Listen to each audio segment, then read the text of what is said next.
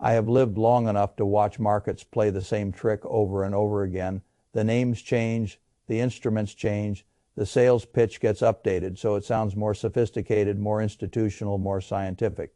But the human behavior underneath it does not change very much at all. People love yield when it arrives with a calm voice and a beautiful chart. They love even more when somebody tells them the yield is not only high, but safe.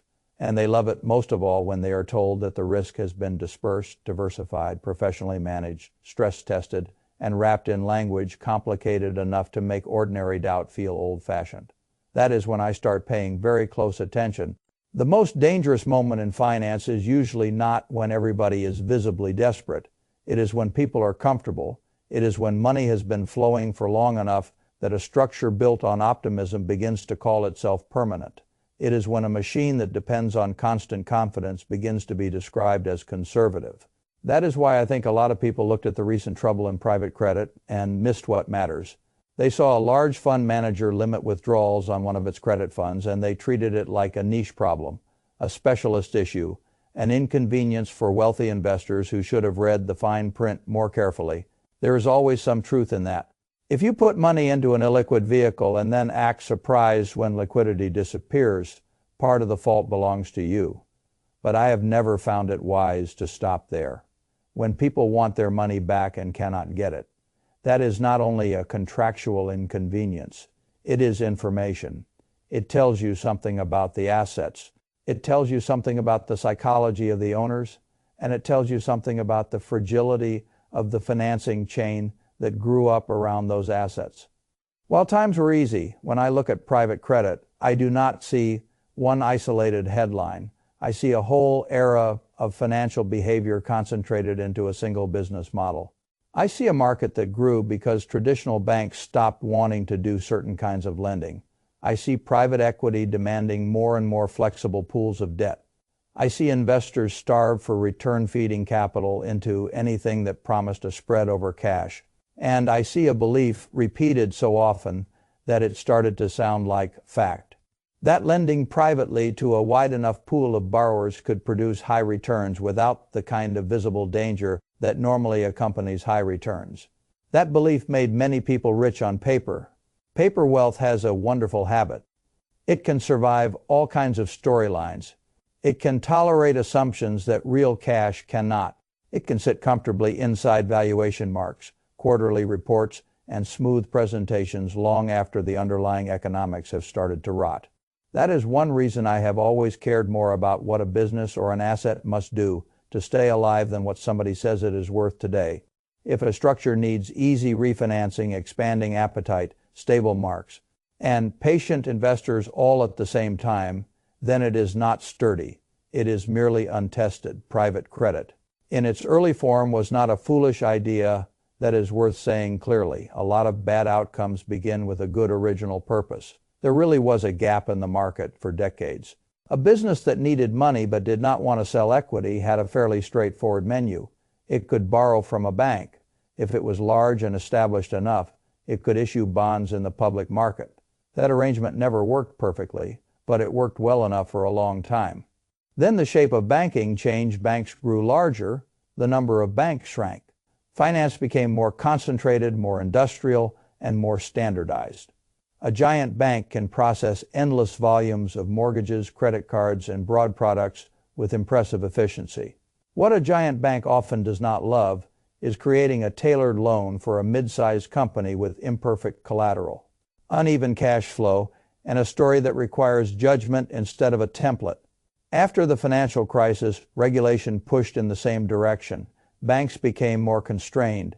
They preferred cleaner categories, harder collateral, safer optics, and larger established borrowers. That left many companies standing in the same place with the same need for capital, but fewer traditional doors open to them. Whenever a market leaves a profitable gap, somebody eventually fills it. Private lenders filled it at first. That looked sensible. Capital went where conventional institutions would no longer go. Borrowers gained flexibility. Lenders earned an attractive premium. Everybody could tell themselves that this was not recklessness, this was modernization, this was efficiency, this was the financial system adapting to reality. Then the second engine arrived. Private equity had already built an entire world around leverage. That world is easy to misunderstand if you only look at the polished presentations. At its core, the model is simple. A fund raises capital. It uses that capital as the equity slice to borrow more money. It buys private companies. Those companies take on their own debt. Cash flows move upward. Assets get marked. More money gets raised. Deals are refinanced, sold, rolled, or recirculated. Leverage sits under everything. Sometimes leverage is productive, sometimes it is merely flattering. The trouble begins when a structure needs debt not just to grow, but to explain why yesterday's assumptions still deserve today. S valuation, that is where private credit found an enormous customer. Private equity needed lenders willing to be flexible, willing to move quickly, willing to underwrite businesses that did not fit neat public market categories, and willing to accept complexity in exchange for yield. Private lenders were happy to do it. Investors saw strong returns on paper. More money came in. As more money came in, the machine could support even more lending. When a financial activity starts looking self-validating, a lot of people mistake circularity for proof. They see rising asset values and conclude that the underwriting must have been sound. They see deals getting done and conclude that the market is healthy. They see realized outcomes in a favorable period and assume the system has been stress tested. I do not think that way. I ask what would happen if the music slowed, not stopped, just slowed. That is usually enough. The third force behind the growth of private credit was scale. Unlike a buyout firm that must hunt for specific companies to purchase, a private lender can grow through relationships. It can lend to funds, it can lend to portfolio companies, it can lend to businesses building projects that are fashionable at the time. It can extend money across whole networks of borrowers without having to own them outright. That is a powerful model. It is also dangerous because a lending business can expand faster than the supply of truly strong borrowers. This is one of the oldest problems in finance. Capital is more abundant than judgment. When the amount of money chasing returns grows faster than the number of opportunities worth funding, standards decline. They do not always decline in a dramatic way. Often they decline politely. A covenant gets looser. An assumption gets friendlier. A valuation gets stretched. A borrower gets framed as temporary rather than weak. A refinance gets treated as evidence of resilience rather than dependence. An industry with obvious cyclicality gets marketed as secular. It happens inch by inch. By the time people notice, they are no longer lending to the best opportunities. They are already explaining why the weaker opportunities are acceptable.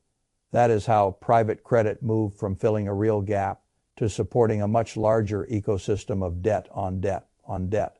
And when a structure has enough layers, each one begins to believe the layer beneath it is somebody else's problem. The fund tells itself it is diversified. The investor tells himself the manager is elite. The borrower tells itself refinancing will be available. The bank tells itself its exposure is indirect. The ratings agencies talk about relative risk. The economists talk about liquidity provision. The salespeople talk about access. Nobody says what matters most.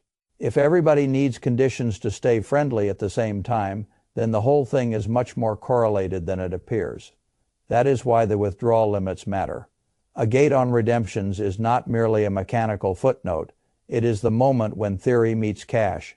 Investors in these vehicles may have imagined that because the funds were large, professionally managed, and attached to famous institutions, their capital was broadly available when needed. Then reality arrives. The underlying assets are private. The prices are not continuously tested in open markets. The loans are negotiated. The buyers are specialized. The exits are slower. If too many people want out at once, the fund cannot magically turn long-dated. Hard to sell positions into ready cash without hurting itself, and the people who remain, that mismatch sits at the heart of the issue. The industry sold the comfort of institutional management around assets that are fundamentally less liquid than many investors behave as if they are. When redemption requests rise and only part of them can be met, the illusion breaks. I have seen many forms of that break. It does not always end in catastrophe, but it always deserves respect. Some people try to calm themselves by saying, private credit is broad by definition. That is true. Private credit can mean almost any non-bank lending done through private negotiation rather than public bond issuance. In a small sense, even lending money to an acquaintance for a business could fall under the label. But broad definitions can hide concentrated realities. Today, this market is not a quaint collection of private arrangements. It is enormous. Depending on how you count it, the debt outstanding has moved into the trillions. That scale matters. It matters because the loans do not sit in a vacuum. They finance payrolls, inventory acquisitions, interest burdens, expansions, and survival itself for a wide range of companies. When the mortgage machine cracked in 2008, homes were at the center of the story. This time, if private credit comes under real strain, the blast radius runs through operating businesses. That means products, services, employment, and day-to-day economic activity. A home foreclosure is painful enough. A credit structure failing across hundreds or thousands of operating businesses can choke the real economy in a different way. People often look at a fund problem and assume the pain is contained among rich limited partners. I do not make that assumption. When financing becomes harder, pressure moves downhill. First, the fund marks get challenged. Then refinancing terms worsen. Then weaker borrowers cut costs. Then layoffs start. Then suppliers feel it. Then customers feel it. Then banks notice the exposures they thought were manageable. By the time the story reaches the newspaper that ordinary people read, the process is already well underway. That is what makes private credit worth serious attention. Not because every problem becomes a crash, not because every gate becomes a run, but because this is the kind of structure that can look smooth for a very long time while risk is quietly being transferred into places. Most people are not watching. A lot of the charm came from the yield. Attractive spreads are wonderful sales tools. If cash pays little, then a loan paying materially more can look irresistible. That was especially true in the years when investors were starved for return and willing to move outward on the risk curve in search of anything that seemed disciplined. Private credit funds could point to high single-digit yields and better. They could point to collateral, negotiated terms, and the appearance of control. They could say these were not speculative public market stories. These were contractual claims. That sounds reassuring, but a contract is only as good as the borrower's ability to meet it.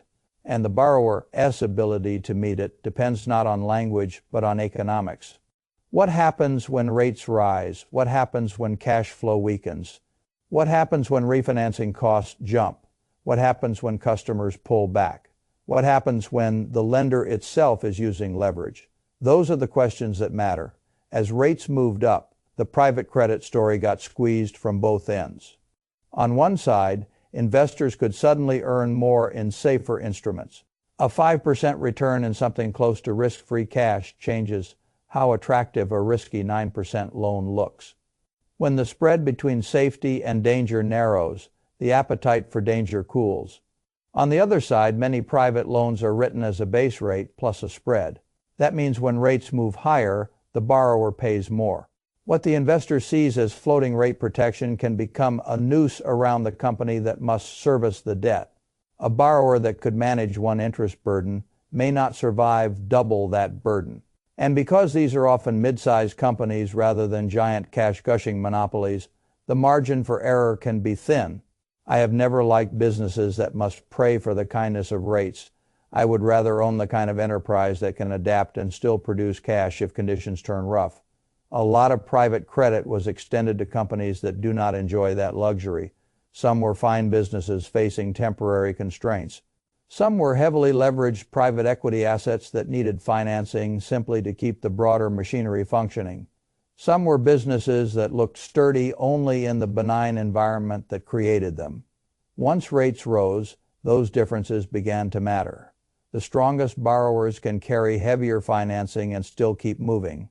The weaker ones discover that borrowing costs are not a line item, they are destiny defaults. Even in a young data set, began to move the wrong way. That should surprise no one. If you build a market around easy money and then replace easy money with expensive money, you have changed the organism, not just the weather. And the trouble was not limited to borrowers. Some private credit funds borrowed on top of investor capital to enhance returns. That is a fine sentence in good times.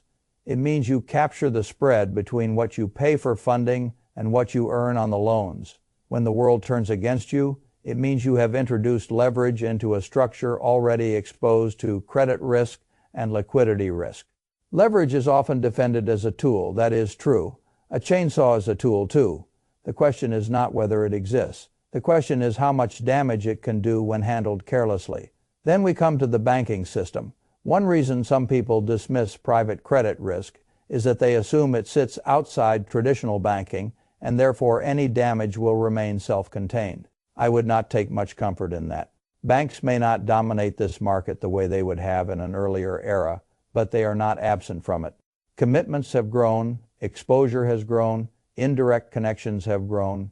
You do not need a direct one-for-one mapping from a failing private loan to a failing bank to create trouble. You only need enough overlap, enough uncertainty, and enough forced reassessment for lenders across the system to pull back at the same time. That is another lesson markets relearn regularly. Contagion does not require identical assets. It requires shared confidence to break. If banks, funds, borrowers, and investors all start getting more conservative at once, credit contracts. When credit contracts, business plans that look survivable in spreadsheets, stop working in real life. The employment side of the story matters too. A lot of private credit has gone to mid-sized operating companies. Those companies do not live in a laboratory. They live in the same economy as everyone else. If the economy softens, if revisions to jobs, data keep showing weakness, if tariffs and higher costs hit margins, if customers slow spending, then these businesses get squeezed exactly when their financing is least forgiving. That creates a feedback loop. The company cuts labor to survive, laid off workers reduce spending. Demand weakens further, revenue disappoints, defaults rise, lenders get stricter. The next borrower finds refinancing harder, the damage moves outward. People love to describe debt as dry and abstract. It is not abstract when payroll depends on it. It is not abstract when inventory depends on it. It is not abstract when a business that looked healthy to its customers was in truth being held together by a financing structure that no longer works. That is why I think the comparison with old housing era excesses, while never exact, is at least emotionally instructive back then. Many people believed risk had been distributed so widely that the system was safer. They believed clever structuring had reduced danger. They believed scale itself was a kind of insurance. Then they found out that opacity, leverage, and confidence are not substitutes for durable cash flows. Private credit is not the same asset class. The economy is not the same. Banks are better capitalized than they were then. Those differences are real. But the rhyme still matters. When a market doubles in size, thrives on easy narratives, relies on marks in illiquid assets, and becomes large enough that policymakers start whispering about systemic relevance, I do not feel calm. I get curious. There is another part of this that deserves honesty. The early period of strong returns may have contained genuine skill. Some lenders really did find attractive opportunities that banks ignored. Some managers really were careful. Some borrowers really were solid.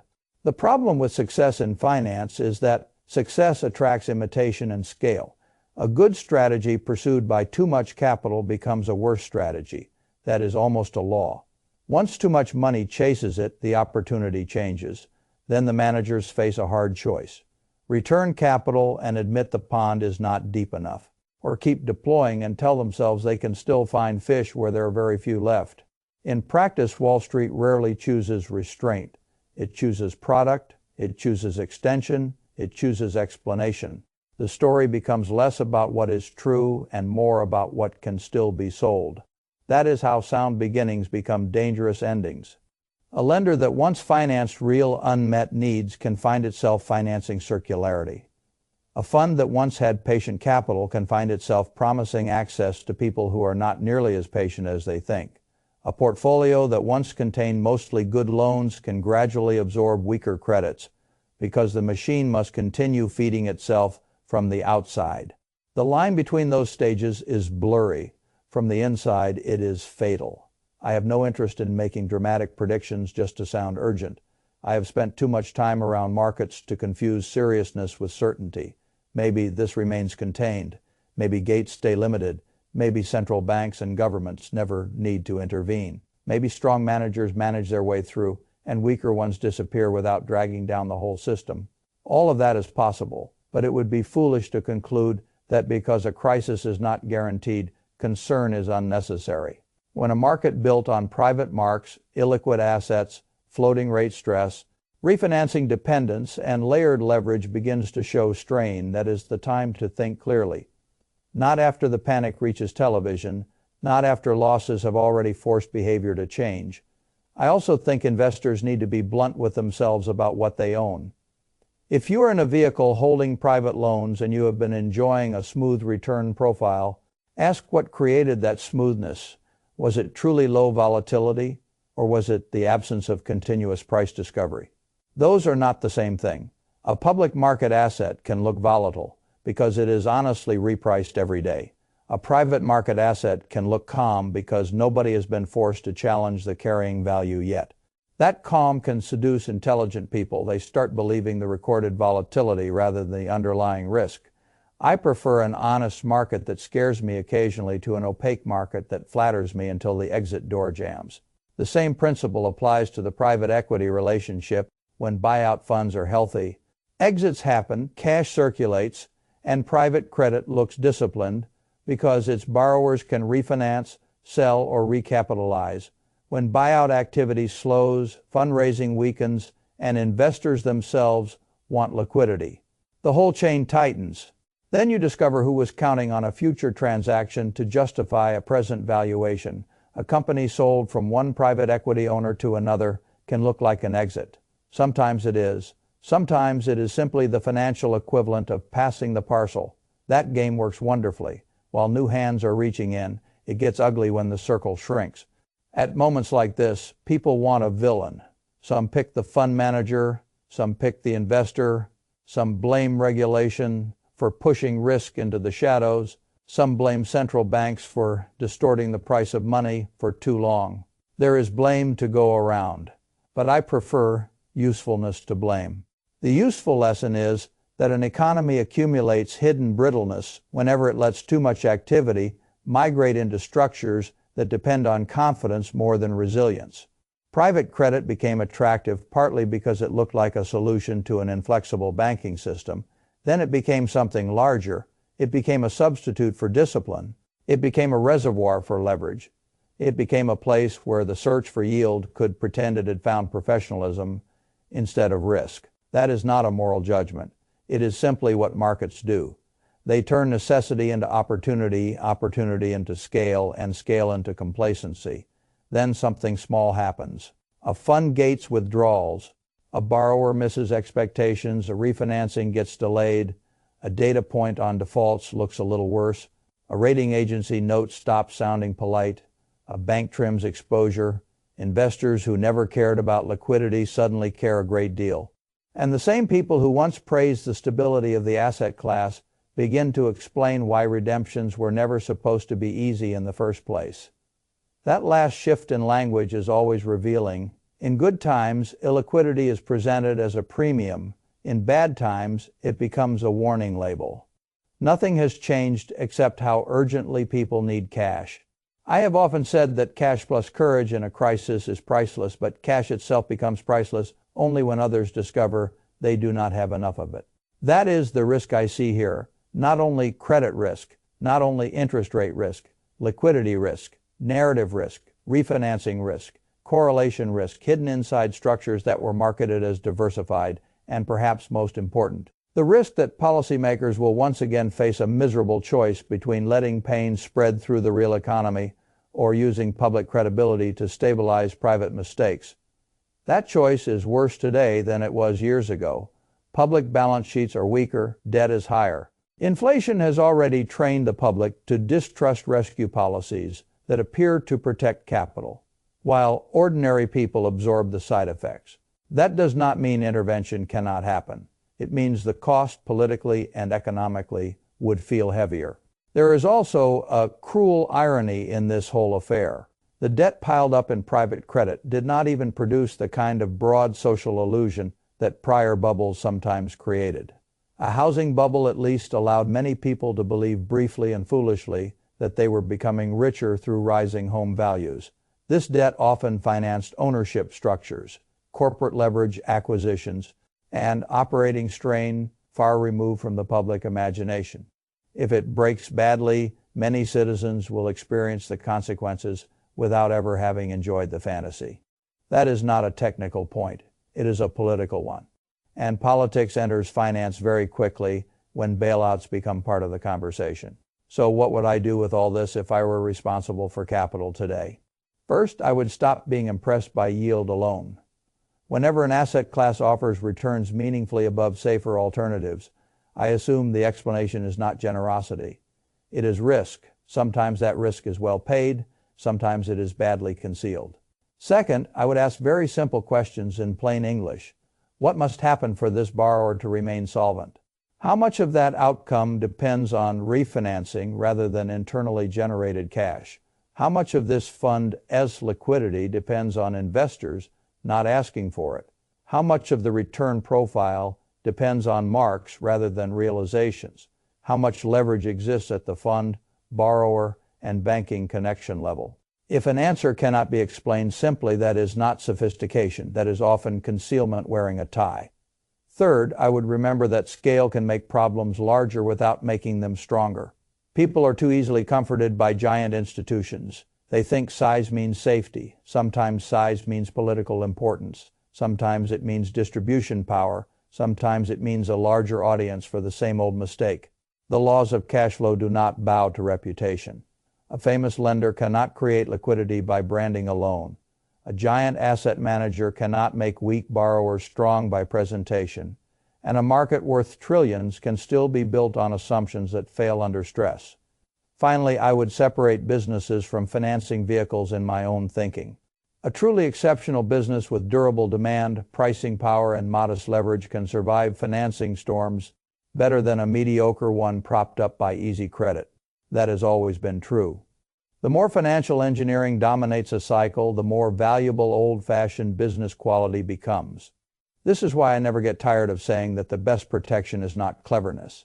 It is simplicity married to strength. The world becomes very dangerous when too many people have mistaken complexity for safety. Private credit may not become the next great collapse, but it has already become a warning. It is warning us that years of easy money, institutional storytelling, and layered leverage have created structures whose apparent calm was more fragile than advertised. It is warning us that illiquidity is harmless only until somebody needs cash. It is warning us that when lenders, borrowers, and investors all rely on the continuation of favorable conditions, a shift in rates can expose much more than a bad quarter. And it is warning us that the real economy is never as insulated from financial innovation as people claim while the fees are rolling in. I would not panic. Panic is expensive. But I would respect what the market is saying when redemptions are limited, when defaults rise, when weaker employment data shows pressure building beneath the surface, when banks and ratings agencies begin using the language of systemic exposure. The job is not to craft a prettier narrative. The job is to look through the structure and ask whether the assets can stand on their own feet. That question ends many romances in finance. Good romances for other parts of life. In lending, I prefer sobriety. If money can leave, ask how. If debt can be refinanced, ask by whom. If yields are high, ask why. If volatility looks low, ask whether the truth has simply been delayed. I have learned that a delayed truth can be the costliest kind. And I have also learned that when the crowd is busy elsewhere, the most important warning signs often arrive quietly. A withdrawal gate, a missed refinance, a slightly uglier default chart, a small shift in language from confidence to qualification. That is how large problems often introduce themselves. Not with a scream, with a footnote. And the wise investor reads the footnotes first.